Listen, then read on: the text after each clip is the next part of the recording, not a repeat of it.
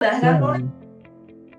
මොකද්ද? මොකක්ද අර මේ නිෂ්පාදිතයක් කියන්නේ මේ පුද්ගලයෙකු විසින් ලබා දී සත්‍යයේ නිෂ්පාදනයක් කියන්නේ ඇයි? උවමනා ඉටු කරන්න නැත්නම් අපි කියන තෘප්තිමත් කරන්න සපුරා ගන්න කියන්නත් පුළුවන්. ඒ අවශ්‍යතාව ඉටු කරන ක්‍රමවලට කිව්වා ක්‍රම මොකක් හරි ක්‍රමයක්. මේ අවශ්‍යතාව ඉටු කරන මොකක් හරි ක්‍රමයකට කිව්වා අපි උවමනා කියලා. ඒක දැම්මා කියලා ප්‍රශ්නකුත් නැහැ, දැම්මේ නැහැ කියලා ප්‍රශ්නකුත් නැහැ. ඊළඟ මිලදී ගැනීමට හැකියාවක් තියෙනවා.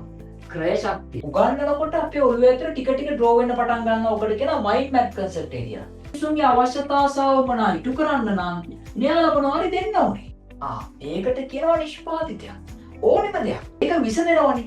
අවශ්‍යතාවයකට දෙන විසඳුමක් කියලා කියනවා මේකට.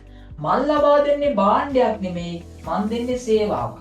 ඕනෑම භෞතික දෙයක්. ඔන්න වෙනස. භෞතික දෙයක්. මේ ක්‍රියාවක් දක්වන්නේ. ගුරුවරයා ක්‍රියාවක් දක්වන්නේ. ක්‍රියාවක් දක්වන්නේ. එයා කොණ්ඩේ කපනවා. ඕනේ පොපේන චමත්කාරය. හරි. එයාගේ සින්දුව අපිව තෘප්තිමත් කරනවා. ඉතින් ඒ ස්ථානය අපිව තෘප්තිමත් කරන්නේ නැද්ද? දැනගන්න ඕනේ. මොකද්ද? අර මේ නිෂ්පාදිතයක් කියන්නේ මේ පුද්ගලයෙකු විසින් ලබා දී සත්‍යයේ නිෂ්පාදනයක් කියන්නේ ඇයි?